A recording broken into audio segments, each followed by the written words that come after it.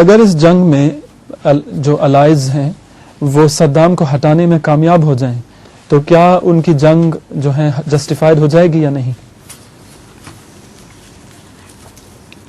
جرم کی راہ سے کسی کو ریموو کر دیں تو اس کی جسٹیفیکیشن تو کوئی نہیں ہوتی.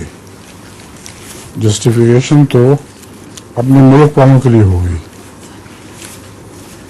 وہ انتظار کر رہے ہیں اس جنگ کا کوئی نتیجہ نکلے. اگر بے نتیجہ ظاہر ہو جائے تو ان کے اپنے ملک کے لوگ ان کے خلاف ہو جائیں گے. مگر لوگوں کی نظر میں، انصاف پسند لوگوں کی نظر میں اس کی کوئی جسٹیفیکیشن نہیں. اب ہٹلر نے